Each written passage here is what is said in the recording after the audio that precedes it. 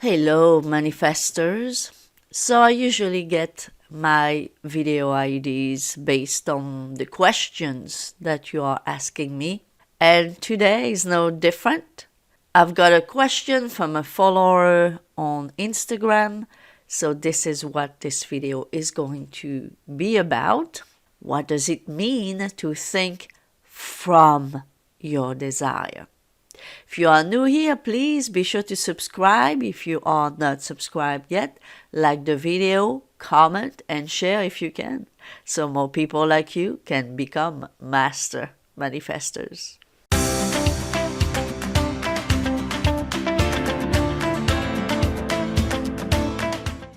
So the question that I've got was following this post that I posted on Instagram.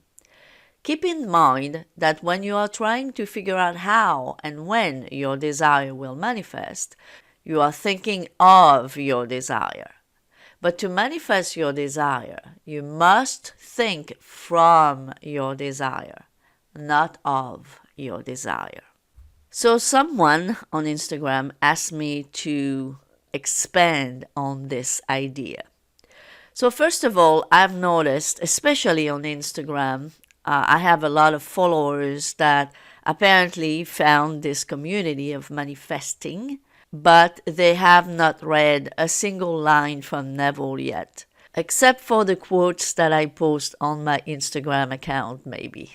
Because that alone, if you are asking me to expand on this concept, it means you most likely don't know Neville's teaching.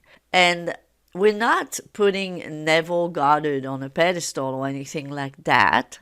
He was just a human like you and me, but he was an absolute great source to understand this law.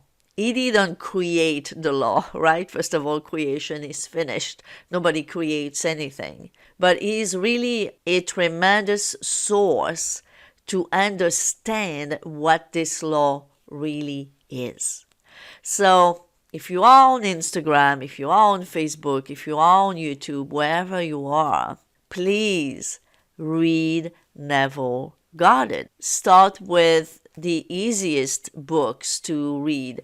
The first book you should read is Feeling is the Secret. Start with this book that I feel is pretty easy to understand, and it's going to help you understand all the basics of this law that apparently you don't even have at this point, because many of you don't seem to have the basics yet. As a matter of fact, once you've read Neville, you're not going to need to read anyone else, I promise you. For example, we see in the Neville Goddard teaching, law teaching, conscious manifesting community, we see a lot of people talking about birds before land. Bird before land was never a teaching from Neville. It's a teaching from Florence Scovel-Shinn. I've read Florence Scovel-Shinn and I've read Neville, right? Once you read Neville, you don't need Florence Scovel-Shinn anymore. At least I don't. Why? Because Florence Scovel-Shinn believed in a God outside of her. I'm not saying she was bad or she didn't know how to use the law. Obviously she did, right? To a point she did. But she believed in a God outside of her. And this is why she was teaching birds before land.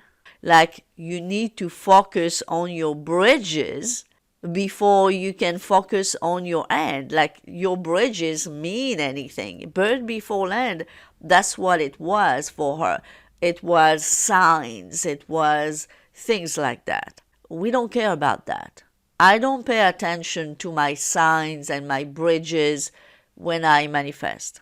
Sometimes I may see some, sometimes I don't. This is why don't start focusing on bridges. Don't start focusing on birds before land, because this is not a teaching of Neville Goddard, number one, and it's not a teaching of Neville Goddard because it is not what you need to focus on to manifest your desires.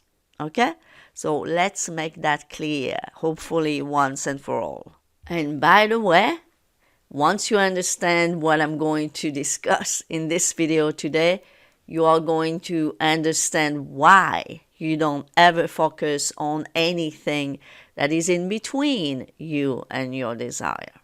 So, if you understand anything about this law, if you have read Neville, definitely you should know that, but let's say you haven't, but you kind of understand so far that in order to manifest your desire, no matter what that desire is, health, relationship, wealth, anything in between, to manifest your desire, you must step into the state where you already have that desire, where you already are the person that you want to be, therefore the person that has their desire.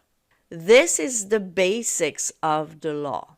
And this is why I said in my quote, if you are trying to figure out the how, the when, and the where, you are not, obviously, in the state of already having whatever you want to have, or already being whoever you want to be. Because if you are, if I'm dwelling in the state of being in a relationship right now, the moment I'm questioning and how is it going to happen and when is it going to happen and how is this possible, the moment I'm starting to think this way, obviously I am thinking of my desire. I'm thinking of it as if my desire is over there and I am standing over here. This is what we call thinking of your desire. It's separated from you. It is somewhere in the future. But the key to manifest your desire is to think from it, which right away cancels out all the bridges and birds before land, doesn't it? Because when you think from your desire, it means that you are already dwelling in the state where you have your desire, even though it has not materialized in the physical world yet. Because the 3D is a slow process. I've talked about it in many different videos of mine. The 3D always comes after. The 3D is an echo or a shadow. An echo or a shadow comes after, right? After the thing. So the real thing is when you imagine and when you feel something. It doesn't have to be here. When you imagine and feel it, it is here. It is not here in the third dimension yet, but it is here in the fourth dimension. Your imagination is the fourth dimension. And the fourth dimension is superior to the third dimension. Just like the third dimension is superior to the second dimension, and just like the second dimension is superior to the first. So, once you are in the fourth dimension, once you detach in imagination as much as you can from your body, from your 3D circumstances, and you dwell in imagination, and you feel and embody that feeling of being the person that you want to be, you are thinking from your desire. You are already there. You are already that person who is or who has whatever you want to be or have. You are in that state of having. Therefore, you are thinking from that state. But the moment you think of your desire over there, somewhere in the future, you are thinking of your desire. So, when you think of your desire, it's pretty much when you are making that decision I want this. I want to be this person. I want to have such and such a thing. That's when you are thinking of it, right? It's when the decision making happens. But after that, you have to start thinking from it, from I am already that person. So let's see how Neville explains this. In essence, it's simple. You simply know what you want. When you know what you want, you are thinking of it. This is not enough.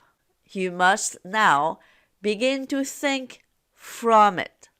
Well, how could I think from it? I am sitting here and I desire to be elsewhere. How could I, while sitting here physically, put myself in imagination at a point in space removed from this room and make that real to me? Quite easily. My imagination puts me in touch inwardly with that state. I imagine that I am actually where I desire to be. Now, how can I tell that I am there? There is only one way to prove that I am there.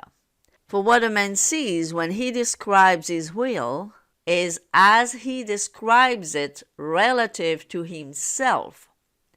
So what the world looks like depends entirely upon where I stand when I make my observation. So if as I describe my world, it is related to that point in space, I imagine that I am occupying that. I must be there. I am not there physically, no, but I am there in imagination. And my imagination is my real self. And where I go in imagination and make it real, there I shall go in the flesh also. So, in short, the point of using your imagination, it's because in imagination there is no delay. You can be now, in the now, who you want to be. Once you open your eyes, that's when you have to be careful to not go back into a state where again you don't have your desire, where again you're not the healthy person, the wealthy person, the married person that you want to be. You have to maintain as much as you can this feeling of already being that person. Because at the end of the day, once you are done with your technique, once you are done even with your imaginal act, once you are done with your affirmations, if you do that, who are you? This is the state that you constantly return to. This is the state you mostly manifest from. So this is the state you must remain in as much as you can. Don't make it an obsession. Don't stress over it. But once in a while, ask yourself the question, am I feeling that I am the person that I want to be right now? If your answer is no, well, shift back in. Gently, slowly. You don't have to stress about it, but shift back in that state. And the more you do this, when you do this over and over, it becomes a habit. You shift back in, you shift back in, you shift back in. Every time you catch yourself being out of your state, eventually this will become your dwelling state. And you will be thinking more and more from your desire and not of your desire. I hope this was helpful, guys. If it was, please, you know what to do. Subscribe, like, comment, and share. And I'll see you next time. Bye-bye for now.